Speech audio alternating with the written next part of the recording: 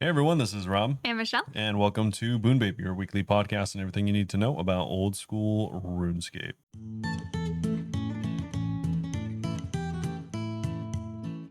Bunebape.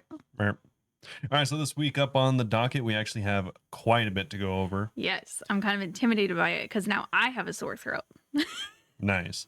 And we actually have a little bit more Yama to talk about, some contract drama, just drama in general, but contract drama and a little bit of blog updates around that. Mm-hmm. And then we'll be going into something kind of exciting. They have the first poll regarding sailing. Yeah, very cool. Whether or not you like the skill, it's kind of interesting seeing the stuff that they're deciding to pull. So we can check that out, and that's going to take a little bit. And then there's actually going to be the update, not today, but tomorrow in the second half. I'm assuming more Yama stuff.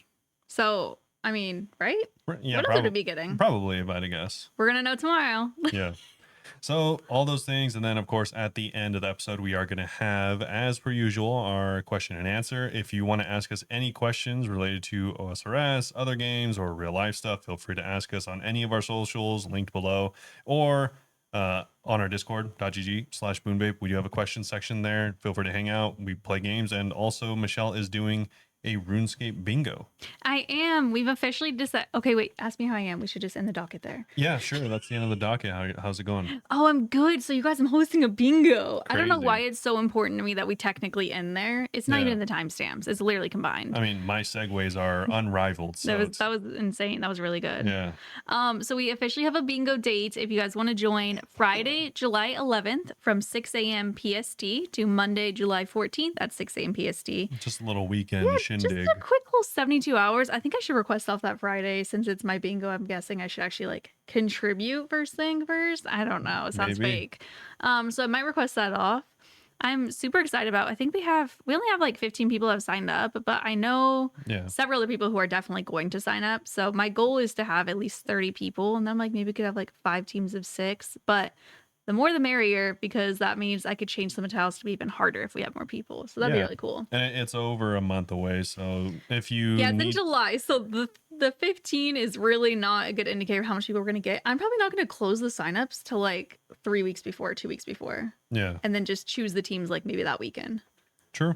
And also, yeah, if you do want to participate and actually have a chance at winning, you would, one, have a good chance at winning a bunch of money, but also it'd be enough time to request Friday off if you wanted to do that. Yeah, it's a 10 mil buy-in to enter, and then the winning pot is going to be just like all the buy-ins combined with or donations rather. And then I'm going to try to save up some gold to put in there too. Yeah. Maybe we could take the gold from your old main that you don't play and put it on it. No. Saving it for a rainy day. Yeah. I do want Robert an to play. investment. I don't know if he's going to, because last week he was joking about like playing and being a captain, but not really logging in. But I'm also going to be revealing the board slowly, like 25 days before, because it's 25 tiles, like 1 tile a day, Yeah. including the day of. But It's like Christmas. it is like Christmas, 25 days of Boon Bingo. But there is like skilling tiles. There's a lot of, I think that we actually did a really good job balancing it. There's a couple of tweaks that still need to be made for sure. And Wraith pointed out that one of the tier 1 tiles is literally buyable. So I have to find something else for that. Yeah, but I mean, like, how viable is it? Like, you're going I'll to tell the you GE after. to get it? I'll tell you. Yes. You're going to change it. Well, so, you're going to the GE to buy something to get it. I'll tell you. I mean, you can just tell me you're going to change it if that's the case. Well, I might. Okay, I guess it doesn't matter. It was going to be the Seracnus Transmog. You buy grubby keys and then use them. And it's like a 1 out of 25 of getting it. Of getting the egg sac to transmog it. Oh, can you do that for both the colors? Yes. And also he pointed out that you might not be able to get them again if you've already gotten it. I mean, you could just say not grubby keys. But you have to have grubby keys to get it. I wanted people to get it from Seracnus themselves. Yeah, you have to have a grubby key. So I wanted people to kill Seracnus to get the grubby key and then get it. But also, yeah, I don't think you can get duplicates if you've already gotten those drops, to be fair. So it wouldn't have worked anyway. But I felt very flattered because Ray said that it was balanced, which I'm super proud of. But I try to do some tiles that are more like skill related and then some that are just like RNG, obviously. Yeah.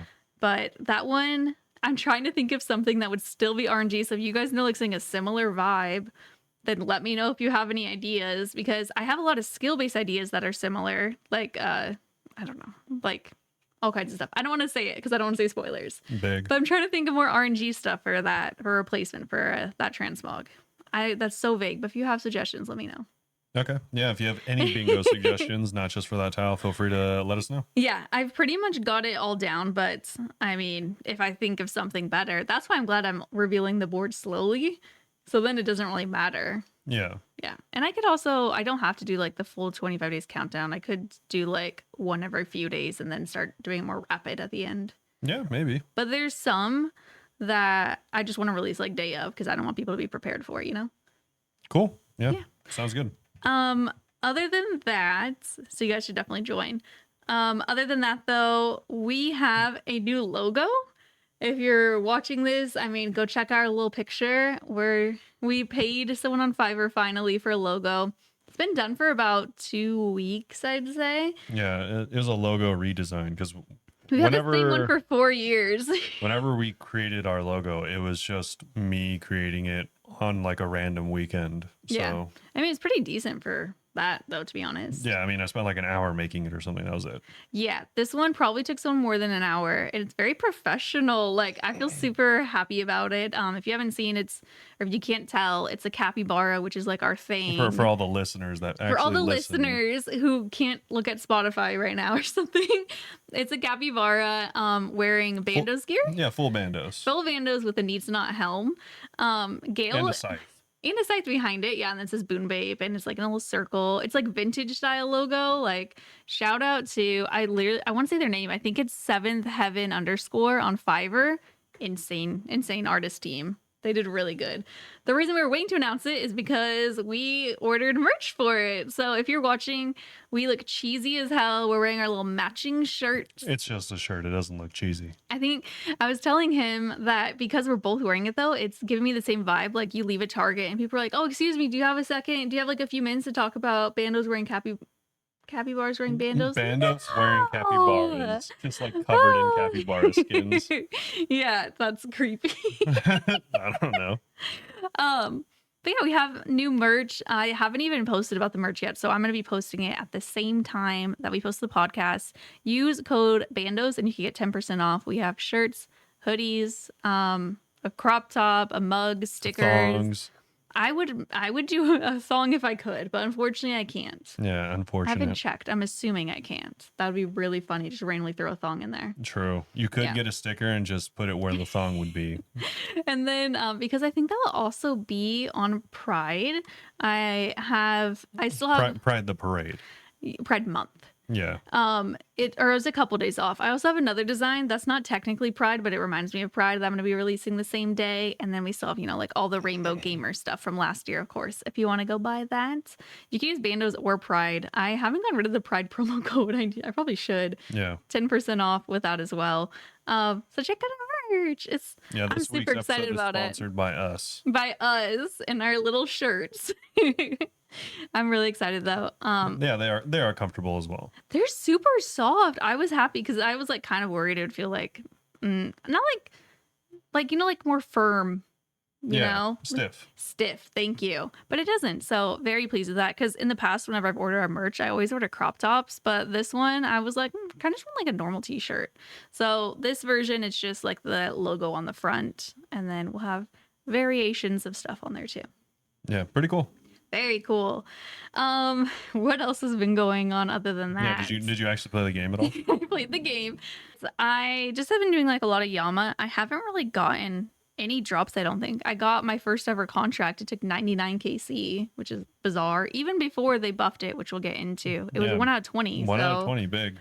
Or for the dossier. The thing is, I feel like that's just like, I don't know. I mean, I feel like that has to be BS because, like, I've seen so many people go giga dry. I don't see anyone being like, all right, this is my 15th contract in like 16 KC or something. Well, like, at the same time, I don't see people getting lucky. I got Oathplate Legs at 50 KC, so RNG is just kind of weird. Yeah, obviously. Moose have gotten like 3 pieces in less than 100 KC too. With a drop, that's just so common. It's weird that I don't know anyone that has like a bunch. I know some people.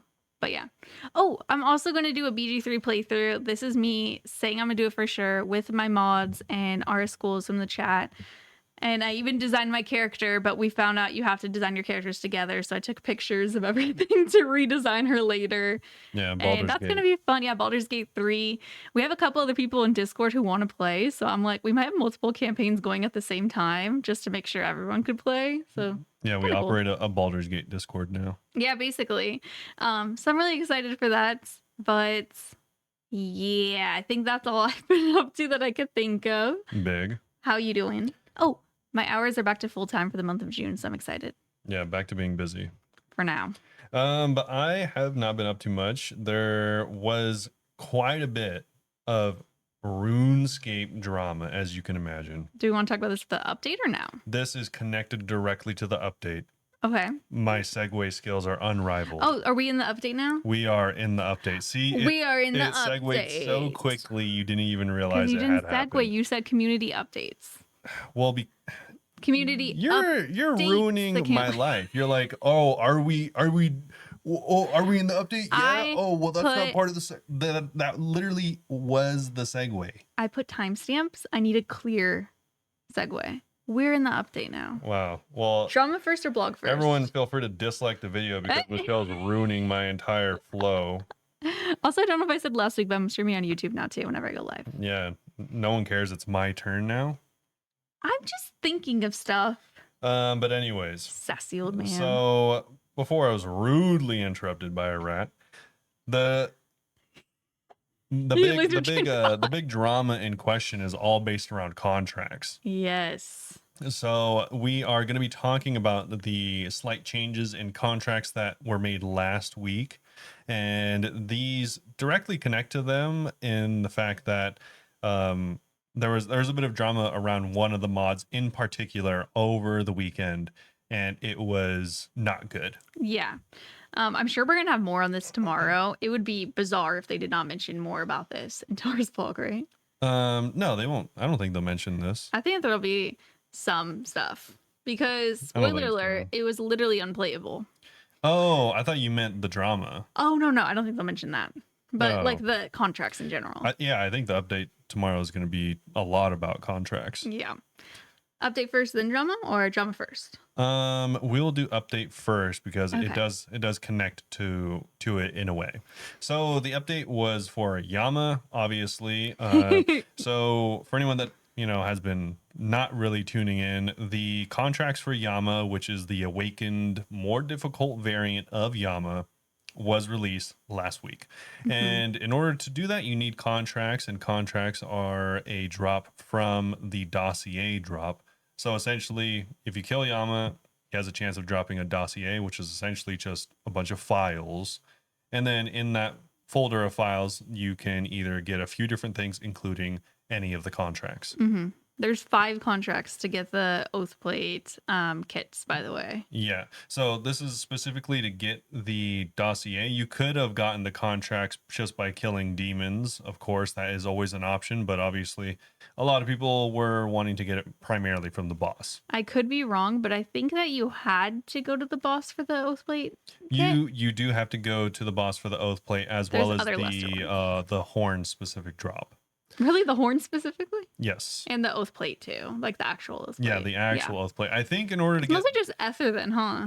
No, in order to get the purifying sigil drops, I actually don't know if that only comes from Yama. The only 2 I'm certain of, or at least 99%. I could be wrong. I haven't actually checked in a little bit, but was the horn guaranteed drop and the Oathplate guaranteed drop came from Yama. Kind of crazy that they made those guaranteed drops for anything, no matter how hard the content is. Yeah, kind of crazy. So originally dossiers dropped at around 1 in 20 from the boss, which I mean was kind of reasonable, but also considering the fact that this was supposed to be at a higher drop rate, contracts in general, than awakened orbs, not the best drop rate. Because it's not even guaranteed. You can also get tellies. Yeah, you could also get tellies, or you can get a right of vile transference, which is not useful for a lot of people. I think it's useful even now. I'm really excited about that. No, I mean, after you get it the first time, when are you going to get it again? No, you can't get it again. Exactly. Okay. Yeah. It's not on the drop table. Yeah, so you get it once, and then wait, does that just boost all the other drops? Essentially, it's like Oh, doesn't exist on the drop table. okay. I wasn't sure if you can get it multiple times. No, that would be so rude. Yeah. Rude. Either way, the dossiers were quickly buffed to be 1 out of 17, and that's what we went over last week. Hmm. But a lot of people were like, yo, this sucks. I don't want to go kill demons for 30 minutes just to get like one contract or a few contracts because it'll take many attempts to do a contract, spoiler alert. Yes. So they buffed it again. So the original rate was 1 out of 20. It's now 1 out of 12, which I still think is a fairly not good rate. I'm still surprised by how infrequently I get them. Yeah, exactly. Especially because 1 in 12 is kind of high. Yeah. Dossier weightings have been adjusted to reduce the number of teleports and increase the number of purifying sigil contracts, as well as they've had their weighting adjusted so that they'll be obtained at approximately the same rate as before. Okay.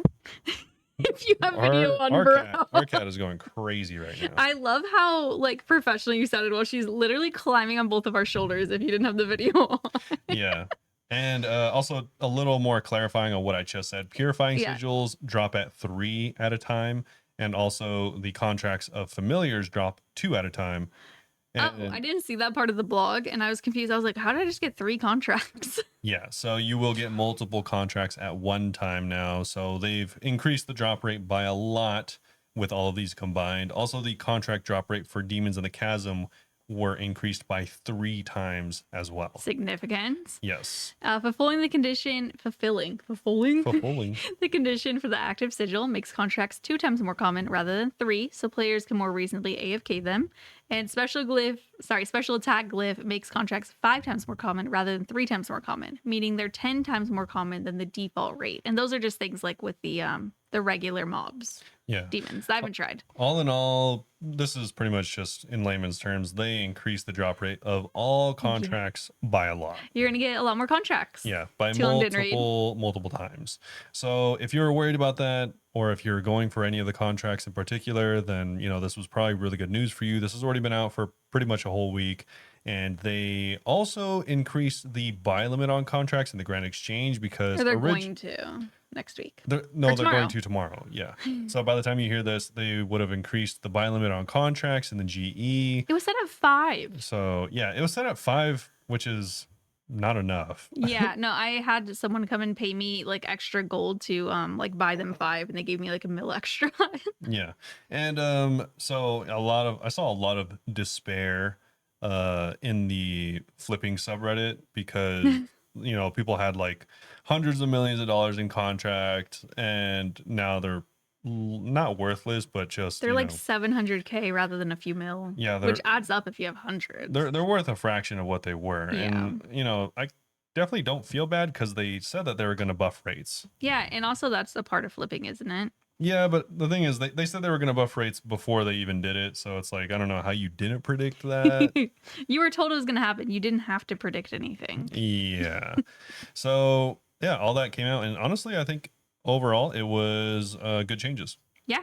But shall we get into the drama of it all? So a vast amount of the drama was pretty much based around one mod, and it was Mod Nox. Just one comment that changed the world. Yeah, truly. For anyone that doesn't know who Mod Nox is, kind of a lesser known mod until recently. It was revealed that Mod Nox is pretty much the only, you know, as far as we know, mod that does like the high level testing. Oh, that has like a grandmaster help, right? He's a GM, and he does the high level testing for all of like the difficult content before it comes out.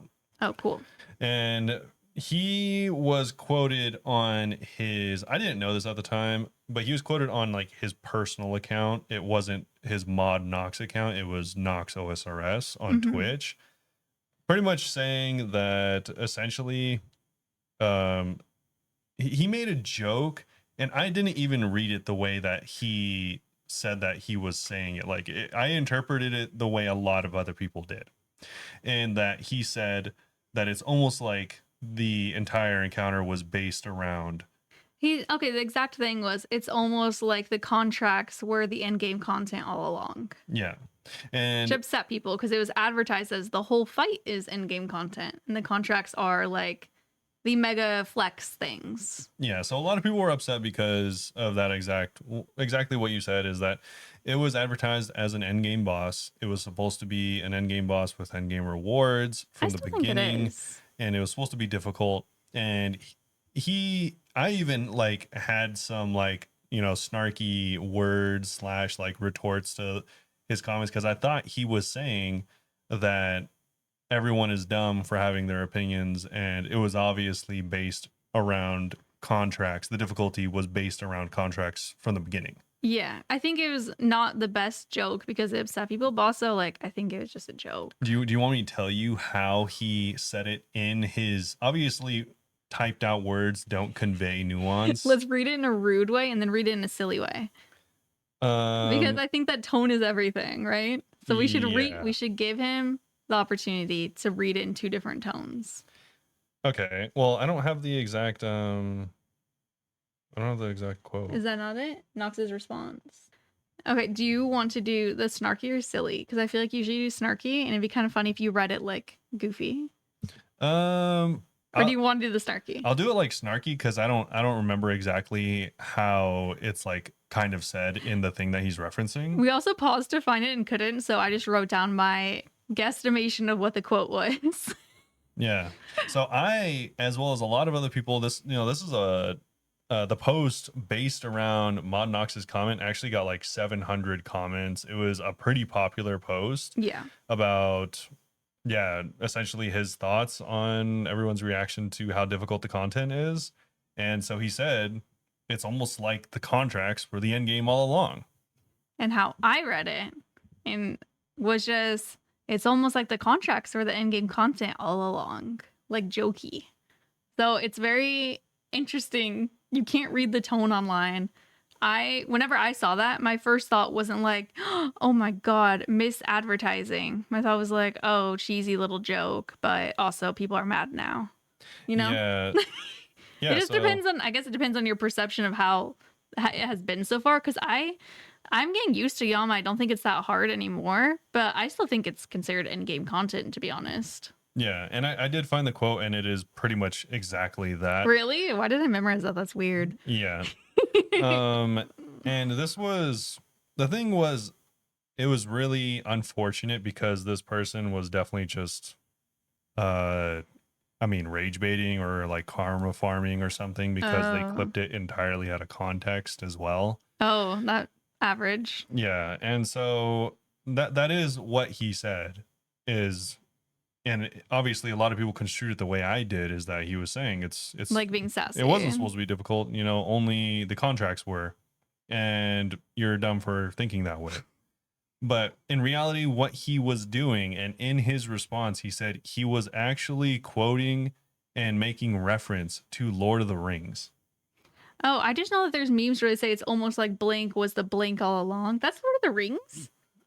I'm pretty sure it's Lord of the Rings. I don't know, but all yeah, right, that's now I have to look at it. Okay, dude. but that's like a common meme format. So that's why whenever I first read it, I was like, yeah, it's a joke. Because I've thought that before. Okay, like, yeah. I've made little jokes like that. Maybe I misinterpreted it. Did you guys know that Yama is actually a character from Lord of the Rings? Yeah, he is. He's the He's Balrog. I was gonna say he lives in the volcano that they like throw the ring into. Yeah. I haven't seen Lord of the Rings or read the books in a very long time.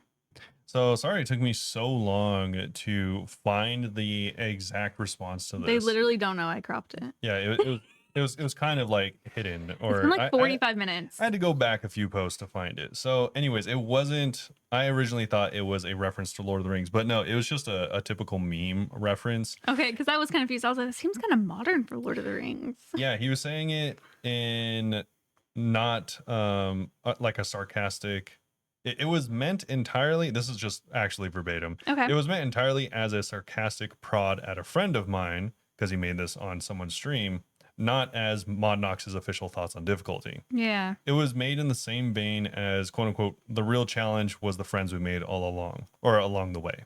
Type of a meme. Yeah. So this is not his official, it was never his official comment or anything. It was a random screenshot taken from a random Twitch chat. Yeah, specifically him joking with who he would consider a longtime friend. Yeah. So it was never meant to be like like taken the way that it was. And a lot of people, obviously, the thing that the reason that this is all bad is because a lot of people took this, and then obviously they're RuneScape players, so they took it very seriously, and then were essentially just like doing all the bad things, like reaching out to him or like sending him DMs or doing all Like the just harassing. yeah, exactly, in every way that you can imagine. I feel like So being a public mod for old school RuneScape has got to be like the most exhausting job yeah, ever. I would just not want to post anything that was associated with my name there. yeah, true. It's kind of scary. And someone did clip I mean, this has been said a million times, but someone, one of the top posts from this week was a clip from No Monkey saying like, you shouldn't do this if you actually care about the game. That's why I Mhm. said it's like it's karma farmers and rage baiters, because anyone Yeah. that actually cares about the game doesn't do this type of thing, because it'll just discourage community communication. Yeah. And Like now Modnox is going to not join as many streams and joke with friends. yeah, Monnox even says in his response, he says, as sad as it is for me to say, seeing things like this makes me not want to engage with players through these platforms. Yeah. And if I'm not able to say anything for my own personal Twitch without worrying about it appearing on Reddit as an official take, then I'm just not going to have these sorts of interactions. Yeah. So stop being rude to people. Yeah. So that was Even if he did say in a snarky way, there's no need to come after him. It's not that serious. true. I mean, I did read it. The thing Rude. is, one, it was clipped entirely out of context, but two, I Yeah. did read it that way because it's almost impossible to convey sarcasm through text alone. Yes. So I think that I do that a lot, and a lot of people think I'm just a bitch. yeah, it's really unfortunate, because that is exactly the case, is that it is so difficult to convey sarcasm That's over why text. I do kind of appreciate when people do like the /s after. Yeah, Usually I'm /s. able to catch on, but sometimes when they do that, I'm like, okay, cool. Yeah, We're being exactly. jokey. It is a tough spot, but a lot of people just took it way too far, which is never okay. This has happened a million times before, Hmm. and yeah, this is just another case of people not being good people. Yeah. So this is like the millionth time we've said this. Stop harassing mods. Yeah, generally a good idea. Or like anyone. Just stop harassing people. Just you think it's annoying, just mute it and block them. That's what I do. Yeah, because I mean, you have to think about it, like for the greater good of the game that people on here spend like millions of hours on. It's like you have to realize that that's just not good, because if you make it so that they don't talk to you anymore, then you'll get stuff like contracts, and it just will take forever to be fixed, or just won't be fixed, or they'll fix it in a way that we don't want it to, because obviously they don't make these updates perfectly, Yeah. and if we're able to talk to them, they can fix it faster. Yeah. Side note, they did say that they're not going to be doing something like contracts again. Yeah, Because a they were million complaining. people. Yeah, everyone asked for them to never do Awakener style orbs ever again. It's so funny because it was the same thing with Coliseum and TOA. That after Coliseum came out, they're like, "Fine, we'll stop doing invos." Yeah, true. Yeah, I mean, it sucks. I respect that they tried something new, and that they're at least not going to be like double down and be like, "No, we're going to keep doing it." But yeah, sometimes you just take an L. For instance, these are difficult. The contracts are difficult. Oh yeah, some of them were you literally Three of them you were literally couldn't complete until it was hotfix. three of them were literally impossible on Yeah. release. Yeah. I've tried one. Me and our schools tried one last night just because someone on YouTube when I was live was like, "Oh, do it, blah blah blah, show off your skills," and I was like, "I'm gonna die." Yeah. I died. We got down to 75%. I did not look up the fight. It was scary. There's so much going on. Yeah. Even if you think like, oh, you know what, I'll get some practice or warm up on one of the cheaper contracts, that's just not really a thing. Dude, having to pay to practice sucks. Even if you are one of the best players in the game, that's not really a thing. For Mhm. instance, Noob Type. Noob Type is a player that is one of the best players in the game. I think that's pretty well known throughout the community of like the high level community. He's a really good player. And it took him and his duo partner hundreds of contracts to get to get what? The diabolical worms. You know what? I want to do a little shout out to the pilgrims of OSRs. You know, the people who, The pilgrims what of are they called? Like the OSRS. first people? The settlers. Not the settlers. What's it? The Trailblazers. the colonists. The The trailblazers. Santa Marians. The ones who go and do 100 of them so we can watch and see how the fight is. Respect. I would never. Yeah. I am there to sit and wait till someone else does it and then copy them. Yeah, and even Shout as out it is to them. now, a week later, very few people have gotten full Radiant plate. Yeah, I only know one person in our Discord who has it so far. Yeah, It's like I only 300 know people. of like 3 people total. Yeah. I mean, there are more, but course. yeah, I only know of 3. So it's not even something that you can recreate. It is an extremely, I would even venture to say it's one of, if not just straight up the most difficult thing in the game at the Yeah, moment. people were saying it's harder than Blurva. Yeah, And Blurva used to be the hardest. it's incredibly difficult. Yeah. We'll see how much it changes either tomorrow or just over the next few weeks, really. I feel like it always takes a few weeks to like get everything settled. I wouldn't be surprised if you hear me in 20 minutes talk about how they nerfed it significantly. Well, it's going to be more than 20 minutes because the sailing blog is super long. Yeah. Well, with that being said, we can probably get past the drama stuff, just saying to be a good person and move on to the sailing. I'm glad that at least people that listen to us seem like pretty nice. Yeah. Well, no one mean has said anything yet. Don't ruin my illusion. Yeah, this Don't is say this is a anything. game. This is a game. Anyway, sailing poll number 1. Yeah, number 1 of potentially 3 or 4. Yeah.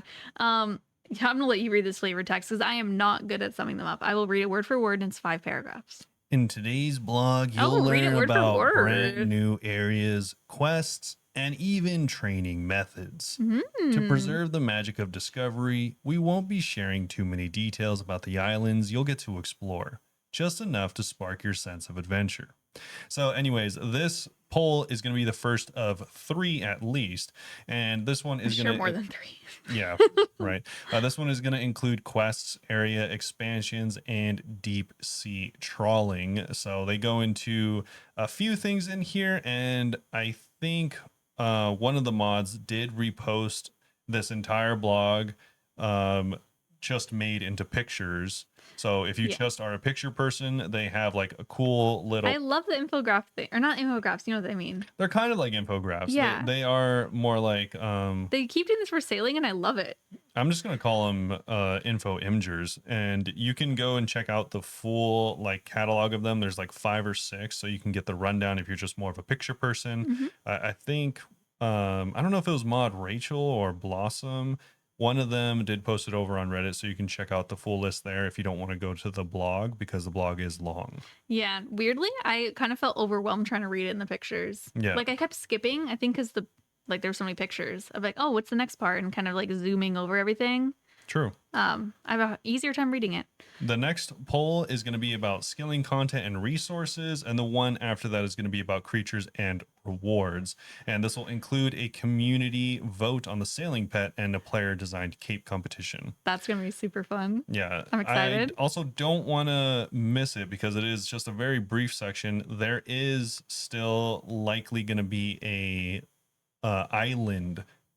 A player design island. A player designed they island. mention it a little bit later. They do slightly mention it. I just want to make sure I don't forget it. Yeah, that they do. I mean, we're gonna see it anyway, but it's gonna be something that's probably not a thing until after sailing is released. Yes. A lot of these things will actually not be released with sailing. This is more so likely a lot of these things are going to be in the future of sailing. So yeah, just keep that in mind. This won't be on opening day for a lot of these things. Yeah, definitely not. Poll 1 topics. Let's just go into each individual. Well, I was just going to say, we're going to touch on the Great Conch, the Tortugan, small-scale sailing quests, and deep sea trawling, like I mentioned. Yay. And before we get into it, so we plan to use the poll system to greenlight concepts much earlier so we can create a solid slate of exciting content for y'all to look forward to, which I think is a very good idea. Yeah. These questions are super vague. Like, they go into detail, but at the end they're like, by the way, we just mean the vague idea. We'll go into details later. The downside is that giving ourselves more time to plan means we might not always be able to tell you when the feature you voted for is coming to the game. I'm fine with that. Yeah. I just needed like an estimate, like next year, So the big disclaimer up top says some of the content in today's blog might launch after sailing release. We're prioritizing features based on your feedback, development time, and the scope of each project, but we're already in the works to ensure that sailing feels fulfilling on launch. Anything that comes later is just another adventure to look forward to, whether that's in 3, 6 months, or even longer. Yeah. And then this is where they have the one sentence Yes. reminding you of the player designed island competition. If I had to guess, if you are at all interested in any of these competitions, head over to the Discord. That's usually where those things are being held. I wonder if I could do one. Yeah, just draw a circle and It's Michelle Island. there you go. So first off, we're going to Michelle. start with a large shell, not Michelle, but the Great Conch. That reminds me, whenever we were at our old job, we would get, we just ordered lunch every day. Like it was We would $12 a just person. get It was a bunch actually of pretty sick. conches. No. But we like write down our names to order the lunch. And Robert always put my name and he'd put like Michelle or me smell and stuff like that. Yeah. Actually embarrassing. That triggered me. That was a cool Thanks. story. Thank you. This next picture tells us everything we need to know about the Great Conch. So sailors venture south into the unquiet ocean. Very cool name. Yeah, I like it. Not the loud ocean, but the unquiet ocean. I think it's cute. Not the some noise ocean, but Why are you mad at it? the unquiet ocean. Are we going to read the graphic, by the way, or the text? Or both?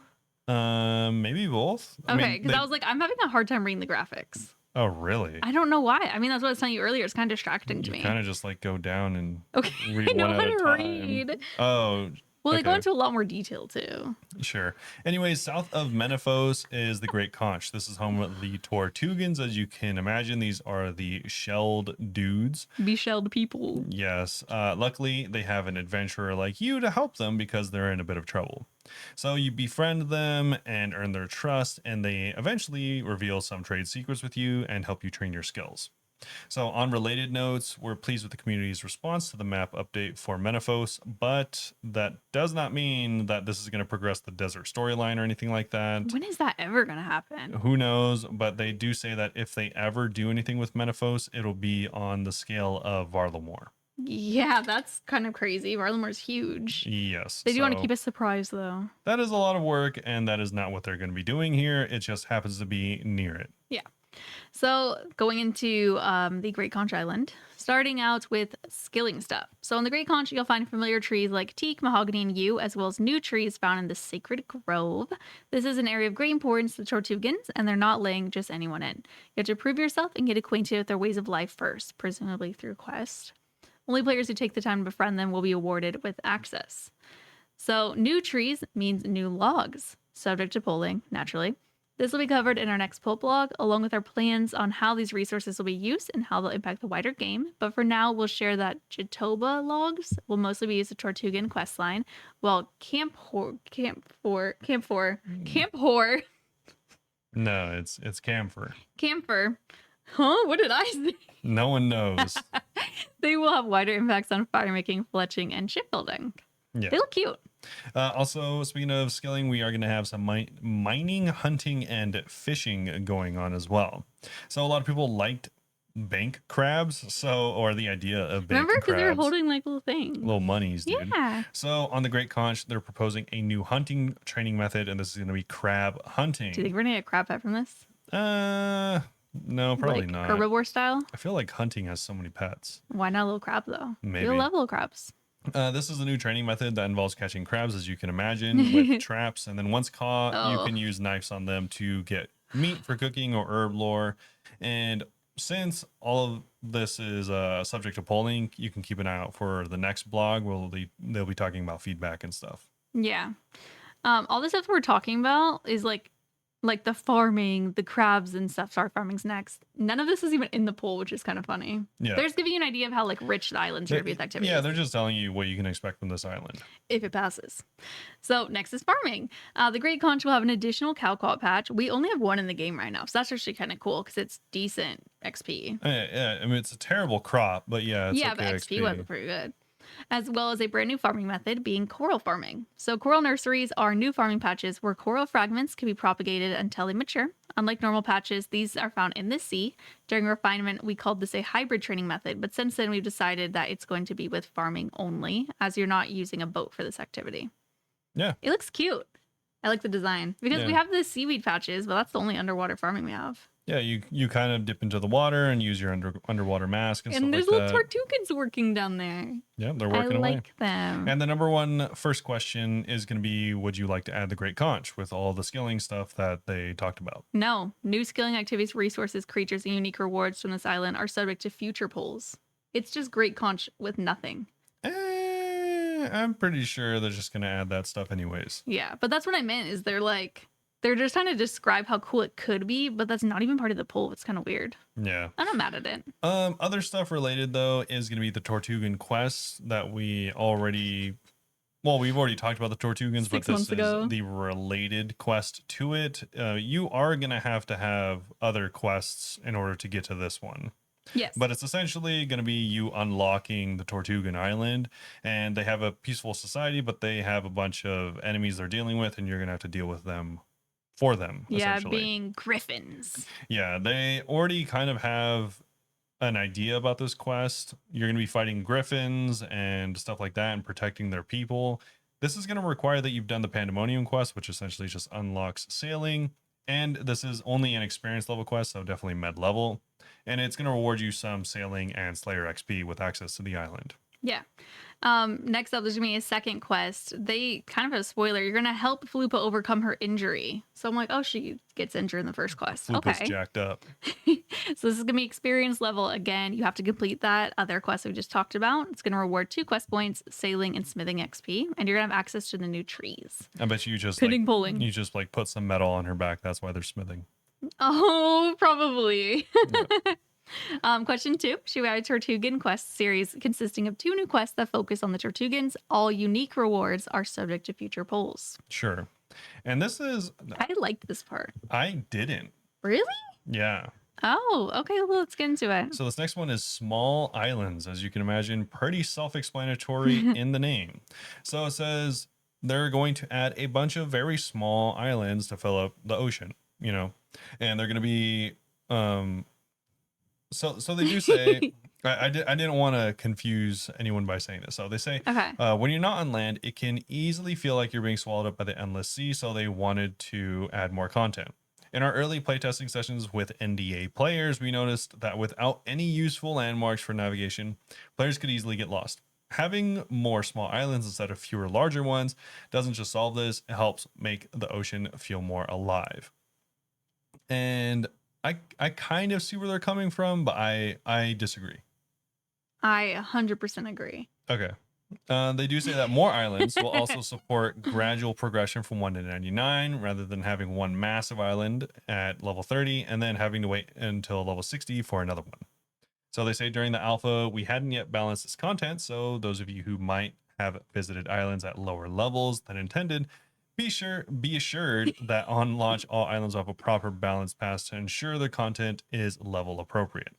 Cool. Anyways, they have a list of a few of the smaller islands that we're going to be going over real quick. Pandemonium. Why would you let me say this? You didn't have to. So we're starting You off with paused. Pandemonium, which is the very first island. This is where you actually unlock sailing. The Onyx Crest. We have Angler's Retreat. Sun Bleak Island. There we go. And Shimmering Atoll. Port Roberts. Port Roberts. And Buccaneers Haven. And finally, Brittle Isle. Brittle Isle. There you go. Port Roberts. I think Roberts was an actual pirate. You were a pirate? Yeah. Wow, that's Yeah. huge. Pirate Roberts was an actual pirate. Blackbeard also an actual pirate. Also, pirating, I guess, only lasted for not very long. I think it was 50 years or something. Really? Yeah, it wasn't very Well, long. not modern pirating. Well, yeah, obviously, When- like pirates sailing the seas and looting stuff. So Yeah. yeah. I mean, obviously, you still have pirating the But not how we. No, I'm thinking pirates, people in we the have ocean. we have pirating the verb, not so much as pirate being a pirate as a career. sailing the seas permanently. Oh, gotcha. Okay. I don't think any pirates, modern day pirates, actually sail the seas. It's mostly they're on land, then they're like, all We're right, going to the sea for a we're gonna day." go pirate, and then they come back. Yeah. Yeah. They're more like landlubbers. Yeah, they're kind of fake. But yeah. Anyways, we have a few different islands. And yeah, so this is just the appetizer, they say. In the next blog, they hope to have a bunch more information on skilling activities and resources that you can get from small islands, including actually new, I mean, I'm sure there's going to be some old, but new ores, trees, materials, and creatures. What if they had dragon ore so we can make like dragon stuff? That would be crazy because that would require them to like kind of overhaul Yeah, smithing, it would which be would it would never be a much happen. bigger ordeal. Yeah, that would never happen. Also, each island is hopefully going to have its own unique feel with unique terrain and stuff like that. So, you know, they'll be different from each other. And also, they'll add future content to them like PVM challenges, skilling opportunities, and more. Maybe even PvP challenges. They don't say that here, Definitely. but maybe. So that's that we're only pulling the activities and rewards available, not the islands themselves. They're a core part of sailing and a critical part of bringing the ocean to life and opening up the sailing reward space. Are you gonna be annoyed by this next line? We didn't pull Lumbridge, did we? What? I feel like that Where do they say that? we didn't pull Lumbridge, did we? I mean, you kind of did. I feel like that's something that would upset Actually. you, so that's why I had to say it. Yeah, what a head ass response. That is actually something they literally did pull. For anyone that doesn't Lumbridge? for anyone that doesn't know, it was specifically pulled that 2007 would be the point in time that this snapshot would go back to. So it's like, yeah, kind of. It kind of was in a way pulled because we pulled the old game. You remind me of sometimes the things that you reply to in here in the office remind me of Kelly when they're like any questions. She's like, I have a question. First of all, how dare you? That's just like I feel like I give off more Dwight vibes whenever like Jim will give him a really dumb question and he takes it really seriously. yeah, that you do that as well for Yeah. sure. I actually don't care, obviously, but I do think, He has night terrors. you know, He didn't want to talk about it. it Every night could he wakes be- up screaming. it could be argued we did vote for Lumbridge. Our neighbors are concerned. Yeah. Anyways, they say that they're generally aware of community interest in procedural generation, you know, using algorithms for things kind of like the Gauntlet, but for islands going forward. And I've seen suggestions for AI for it. that's honestly just not the vibe they're going for, essentially, and especially not with the launch of sailing. They want something that works and that's, you know, bespoke. So that's Yeah. not what they're going to be doing right away. I feel like they might have room for that as an activity, but probably not for just a bunch of islands. You know, this is not totally related, but since we switched to logo, I like posted a little video of like the logo version I drew and then what we got. And someone replied with a crazy, in my opinion, take saying, why didn't you just use AI? Why didn't you? Because I want like a custom thing that was like made for someone who like Yeah, like I it's tried. like a real person. Yeah, we literally were looking up I on tried, AI. yeah. Everything is janky on AI. You can't get exactly what you want. We want something bespoke. Also, we don't want to take away jobs from artists. Yeah, like whenever Robert's you- sister's an artist. That'd be kind of messed up. If someone is able to AI generate a capybara wearing bandos, and it actually like look like a logo, Without inputting our logo first as like an example. that would be really impressive. Because Yeah. I tried to and I couldn't. 2 people in Discord immediately put our picture into AI and got some like other stuff, and I was like, Yeah. stop it. Yeah. But It's anyways. copyright, and I'll sue you if you do it. Okay, I'm gonna no, sue them. we are not threatening legal action on anyone. I don't know how to. But as exciting as sailing is, traveling back and forth from A to B constantly can be a little tedious. So we want to clarify that islands with docks will have an alternate access method. I'm assuming it's just going to be like the teleportation system. I we think have like the with boats now. Yeah. Yeah. So I'm guessing that's what it's going to be, provided that you've sailed there before, you should be able to do it again. So it's not just about traversing the sea, but also convenient ways to get around. And there's also going to potentially be a teleport to boat spell. So Okay, before we move on, I did want to say at the start of us talking about the examples, it's a second day now, and I'm sick, so I'm gonna let Robert do most of the talking because I don't want to. yeah, hopefully you like my voice. And it's so late right now. It's 9 p.m. because I've just been like too tired all day to record. Yeah, she's sick, and it's been a very hectic week. Yes, it has. So excuses aside, we're going to move on to small quests, which kind of go in tandem with small islands, and we can take a look at them a little bit more here. We kind of already went over the islands part, but they have little quests. Yeah. So this is going to be a bunch of less impactful quests, kind of like a lot of the ones that they introduced to Varlamore recently, where that's like cool to have, but none of them really matter. Many people already did the Pandemonium quest in order to unlock sailing in the alpha, and that is pretty much like the general kind of quest that they're going to be doing. It seems like Just little is guys. introductory quests, little like stuff to get you to like know the skill. There definitely will be bigger quests later on, I'm sure, but initially, Yeah, like they just want to make sure everything goes out smoothly. Sail smoothing. I think it said smoothie. yeah, you said I that forgot wrong. It's smooth talking. sailing as Oh well, no! not sail smoothing. Wait, did Yeah, it's okay. She's sick. I thought I'd help So they do say they're talk. not going to be pulling Pandemonium. Obviously, that's how you get the skill, but they are going to be pulling other quests. They say they do want to make some changes based on feedback to the sailing from the sailing alpha. For example, some of you didn't like receiving XP for. Oh, this is a big one. Okay, Uh, I think we talked about this. some of you didn't like receiving XP for completing the quest. Essentially, it locks you out of sailing altogether. To address this feedback, we're making the XP reward into lamps in line with other quest rewards. You can expect to see more small tweaks like this feedback as they iterate. For the reason this is very important for anyone that doesn't know is you can't do any locked accounts because of this. Elaborate. Like Oh, landlocked. no, you can't do any XP locked accounts, like certain XP. Like you would have to like it rewarded construction, for example. Oh yeah, I do remember that. Yeah. So now it'll all be in lamps. So anyone, including the account that keeps track of all of the 99s in the game, can actually unlock sailing without having to make a brand new account, Yeah, which would suck. I kind of like the XP move, to be honest. The XP lamps move. I think it's kind of nice. I think for things specifically like this, where you, in order to even begin unlocking the skill, you get lamps. You have two skill. You have two skills out of level. It's kind Yeah, of because weird. it's like, what if you were getting into like, or like, all right, you unlock smithing, but you get strength. Yeah, right. It's like, come Kind of on, dude, weird. this is smithing. Just give me smithing XP. That's all I need. But yeah, so they are going to be adding a few smaller quests similar to Sheep Shearer and Twisted Tales, nothing big. And that is going to be the next question is should they add a series of small scale quests to add for world building, life, and character to sailing? I think yes. Sounds fine. Next up is ocean, seas, and hazardous waters. They actually have a map here, which I thought was pretty cool to see. Some of the oceans are Forgotten Ocean, Northern, Untamed, Western, Ardent, Eastern, Unquiet, your favorite, Yeah. Shrouded, and Sunset. Yeah. You don't like the names? I don't know. All this kind of is like a little much, honestly. No, I but feel like, look how much tiny islands there are.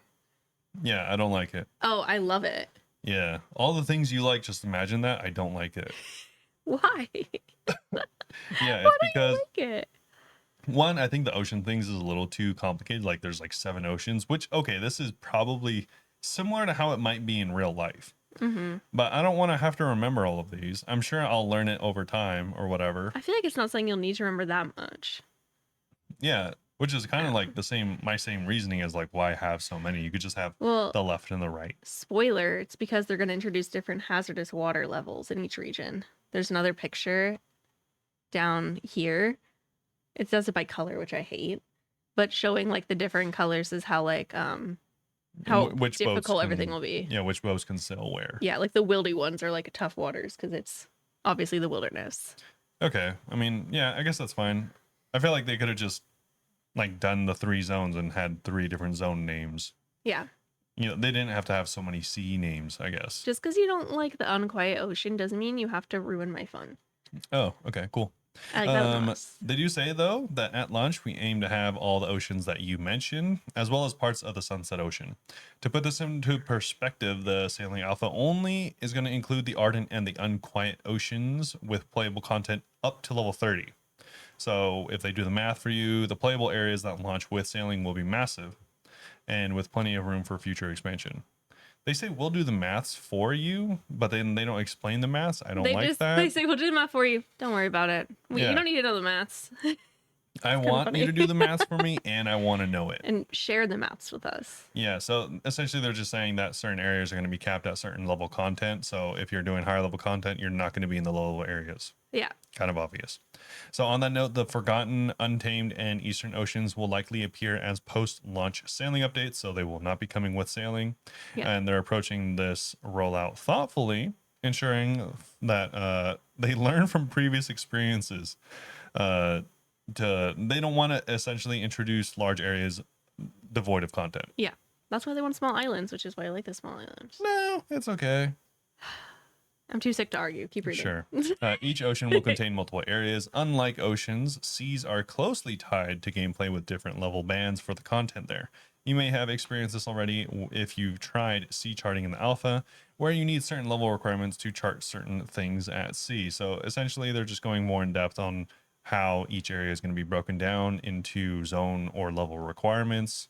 Obviously, the bands are not going to be rigid though. It's not like you can't go to these areas, so your boat won't grind to a halt if you go into a high level ocean. It's just there's going to be nothing to do there. You just stop. Yeah. You know, in Subnautica, if you go too far off like the map where they want you to go, instead of fading to nothing, they have a creature that attacks you and then will kill you if you stay in the area. Yeah. It's kind of funny. They should do that. It's kind of like if you went to like the snowy plateau where you go to God War's dungeon. It's like if you go there at an early level, there's like kind of nothing to do. I mean, besides unlocking the area. So it's kind of like that. Yeah, that's fair. Yeah.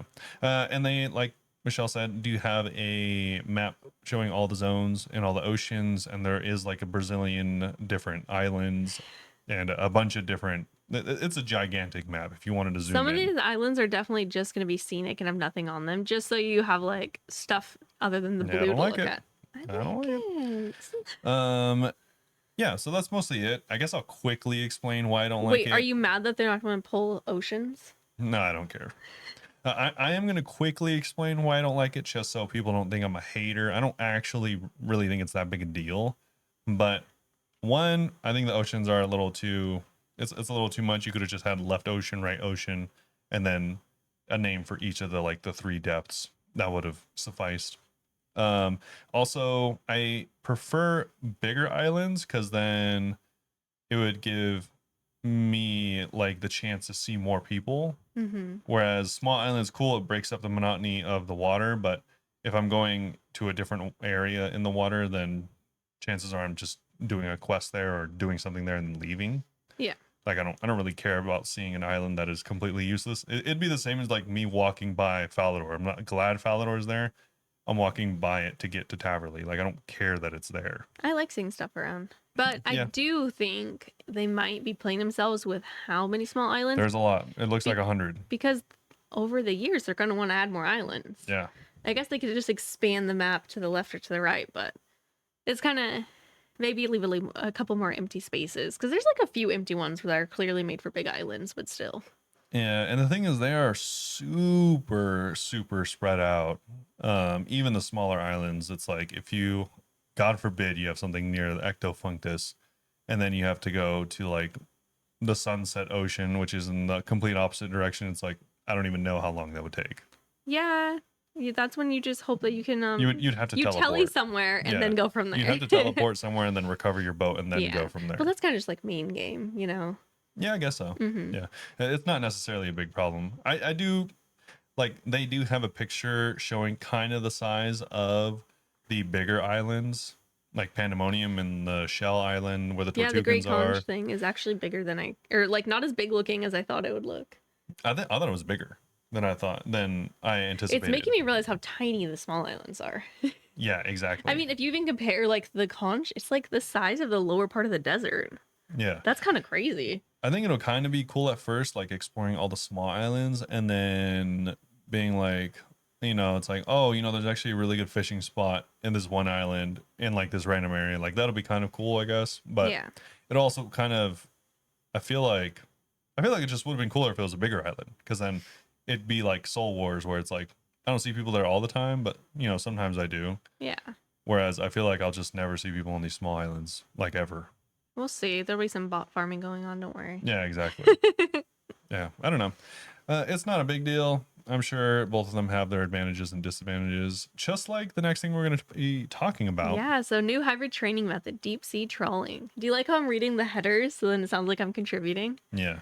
Yeah. During refinement, we explored several hybrid training methods, such as deep sea trawling, mineral dredging, coral farming, and sea monster hunting. I wish we are focusing on that one right now. No, I just this one. do. Yeah, this one's just catching fish. Yeah, so this is what they're going to explore first is the deep sea trawling. Yeah, so you'll earn both sailing and fishing XP while collecting unique fish that can have powerful effects. That don't exist on the shoreline. Yeah, these are all going to be unique, and you can essentially use bait that you like buy or find or actually make yourself from fish that are already in the game or new fish that aren't in the game if you want the highest level reward. And you can use that as bait in order to catch new fish. So you're going to have to stay on top of the shoals and work as a team to gather large hauls of fish. A shoal is just, a bunch of fish. And as you level up your sailing and fishing, you'll be able to upgrade your trawling gear and get more challenging and rewarding shoals. Cool. Pretty easy, pretty straightforward. Sailing and fishing. Yeah. They also have the trawling net. They kind of talk about it a little bit. It's going to unlock access to the trawling to begin with. Without it, you won't be able to do this at all, and you get higher tier nets, which allow you to get higher tier fish. Yeah. Easy. And the next thing is going to be the chum bucket, which I kind of went over. Shout out SpongeBob. Did you? I did, in the fact that you can make your own bait. So this is how you make your own bait. Yeah, okay. Yeah, so you're going to be chopping up fish that you already own, if like sharks and stuff like that, or you can do lower level stuff. And there's kind of like 3 tiers in order to catch higher level fish. If you want to catch the more rare shoals, you're actually going to have to use bait for fish that aren't in the game yet. You're going to have to use sailing specific fish. Yeah, they're changing it now. So, because like before you had like, what was it? Like you'd like cut fish up and it would be like something weird. You'd have to chum the waters. I don't know. I don't know what I'm trying to say. Yeah, I was like, I don't know. Never mind, because you're not reading it like each part. So there's a part I want to mention, but I don't know where it is. Do you want? Yeah, I am kind of glossing over a lot of these because the patch is so long. And because if you're watching on video, you could see like my eyes like, whew, I just keep like having to focus. For some reason, just sitting in my desk is so tiring. I've just been laying on the couch all day. Yeah. But there's fish offcuts, which they were saying how there used to be something else. I don't know. Maybe they mentioned it somewhere else because I'm not seeing it here. Yeah, I don't. It's fine. Just don't mind me, guys. See anything? It's probably in a different area. Oh, okay. Well, anyways, there's also gonna be sonar orbs. These are more things to help you with trawling. All of these things are related to trawling, and this is gonna help you find the shoals. So this essentially, it's funny because this actually exists in real life. The sounds made up. It does sound made up. I thought it was made up. No, the sonar orb sounds made up, which just essentially allows you to like low key see where the fish are underwater. Like a bat. This actually exists in real life. Like Toph from Avatar. Yeah, like Toph. She from yells. Avatar. She yells to hear stuff, right? Yeah, echolocation. There you go. Okay, that's a joke. It actually does use that a lot of times, but this does exist in real life, and it uses various technologies to show you a general area of where fish are under your boat currently. It's kind of cool. Yeah, so essentially they just use this to tell you that the gameplay loop is going to be finding shoals. You can either use your eyes, or if it's too hard to see, then you can use the sonar orb we just talked about, which will locate them for you. You're going to prepare to fish by perhaps loading your chum bucket with bait, and then you're going to navigate to the shoal, deploy the net, and then when the shoal disperses, or you're ready to stop trawling, you interact with the net to catch the fish. Cool. Yeah. I wonder how much fish you catch. I don't know. By the way, the next group will be what I was talking about. But special rules for Iron players. Ironmen cannot receive fish or cargo from other players, and group Ironmen cannot share their group's cargo hold. Yeah. This is what I was talking about. The bait and because this offcuts. kind of affects stuff now. Yeah. Not much, but. So in order to streamline the system, we're removing fish chunks and rolling out 3 types of fish offcuts, which is kind of what I was talking about. There's regular, fine, and premium. Yes. Regular and fine will be offcuts that you get from fish currently in the game. Shark is only fine. It's not premium. Yeah, shark up to dark crab is only fine, and all the premium ones that I kind of alluded to earlier, if you want the best fish from trawling, you're going to have to use offcuts from new fish that we don't even have access to. Yeah, marlin and a bluefin tuna. Yeah. That's what, dude. I was like, wasn't sure if it was because I was sick or what, and I was like, I can't find what I'm talking about anywhere here. I Like, know. what is going Well, you were on? saying that they're going to be used for other stuff, which really yours just kind What of, I was trying to say was an old thing is getting replaced with other stuff. yeah. Well, Yeah, it's because we right now we have it. It's like only a barbarian fishing, right, where you cut them up.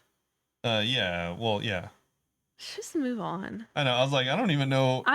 We don't have medicine. I've, I'm like crazy right it's now. funny because I've said this in 3 different ways, 3 times, and you're like, no, that's what I was saying. I don't know what is going on. I just want to go lay down. Okay. Anyways, they do have higher tier shoals that will introduce more complex and rewarding gameplay, but just beware that whenever you go out to deeper sea to get more potentially, rewarding shoals, you could also get into more danger to your boat and your crew. So obviously there's a little bit of risk. PKers just kill you and your crew. Yeah, you actually just get pirate boarded and they kill you. Oh my god. Take all your fish. The quantity of fish caught improves by upgrading your trawling net, so it just goes up with level as well as equipment, kind of like everything else in the game. Occasionally, instead of standard single fish shoal, players might encounter rare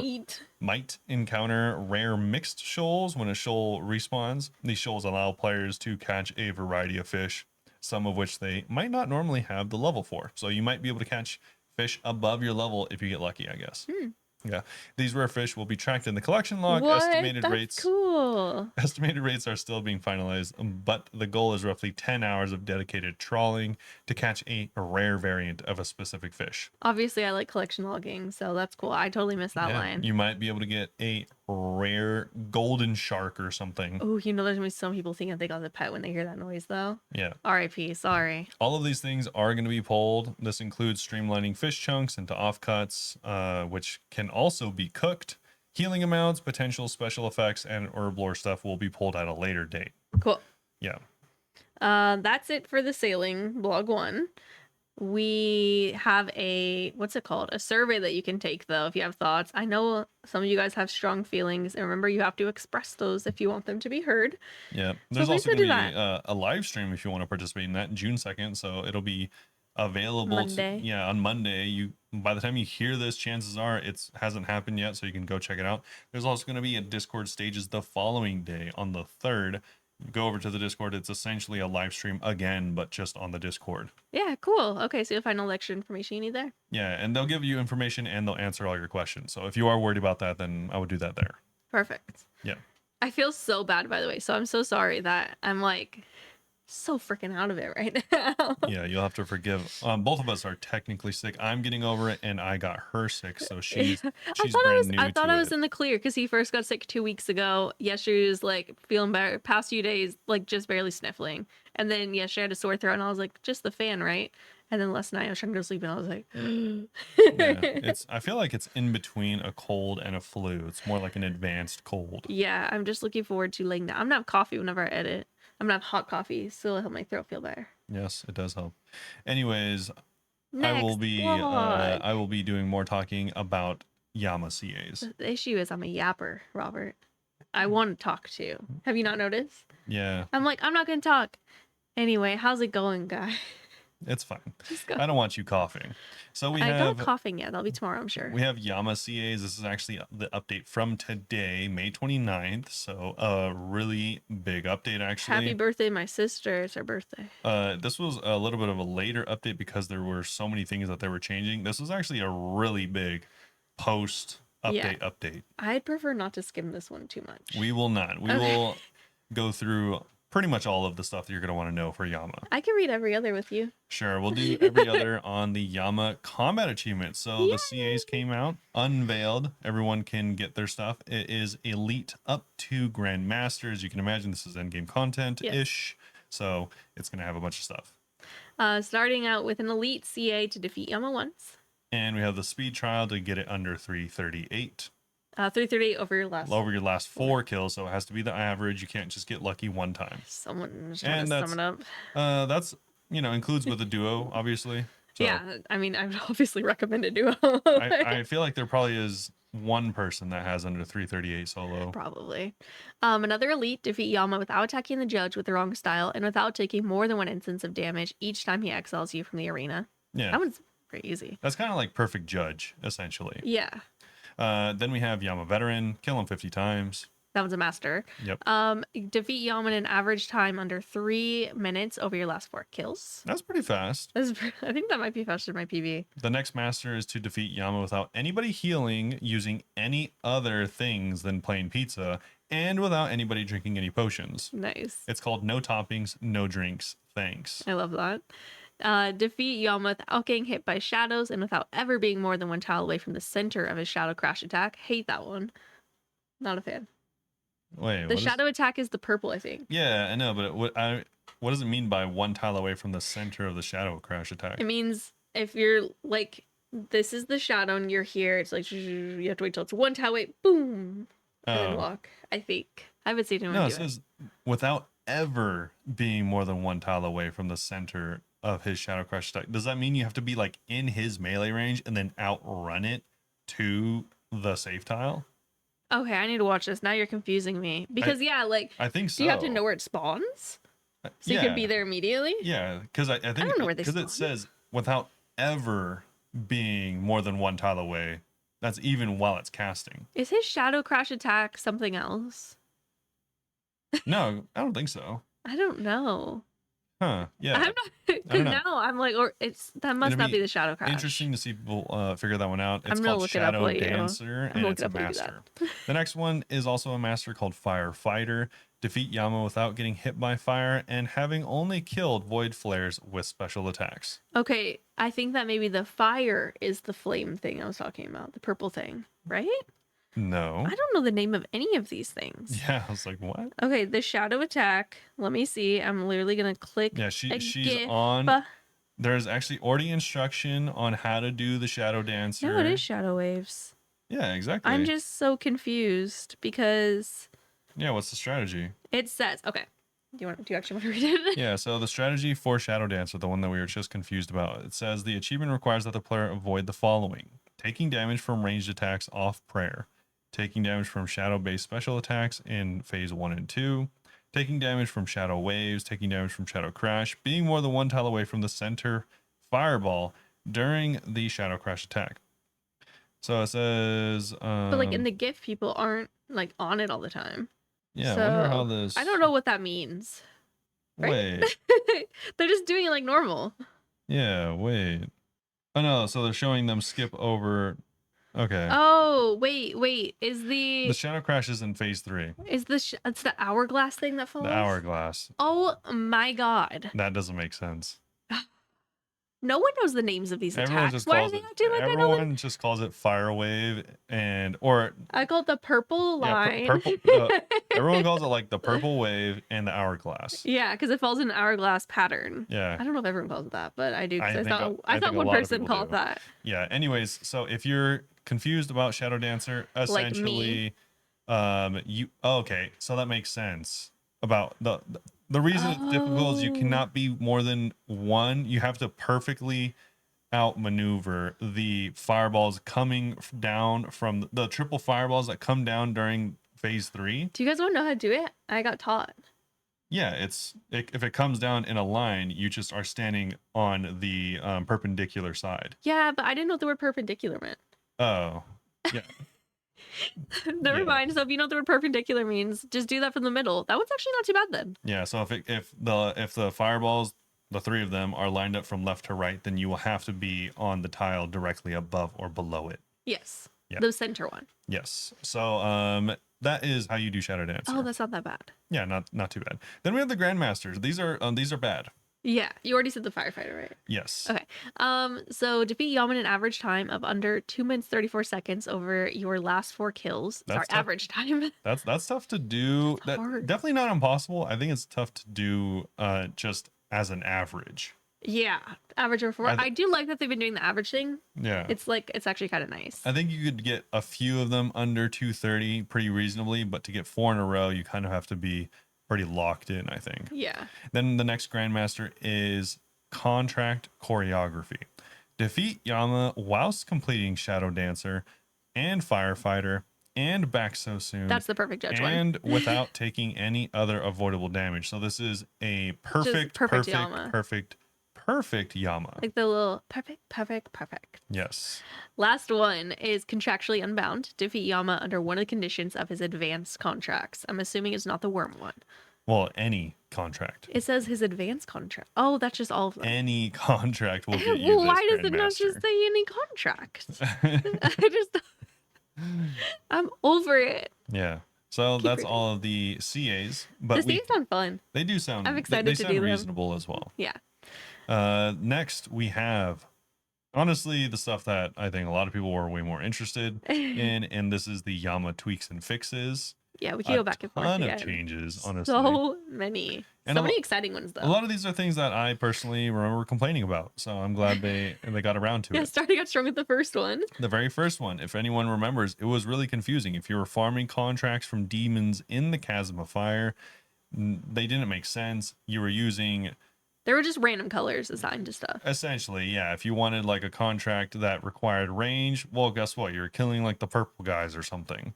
Now it makes sense. If you're going for ranged, it's green, blue is magic, yellow for special, red for melee, and purple for binding spells. If you're wondering what we're talking about, go look up how to get contracts from demons in the Chasm of Fire. I still haven't actually done it myself. Yeah. The Chasm of Fire tele scroll now teleports you in front of the voice of Yama.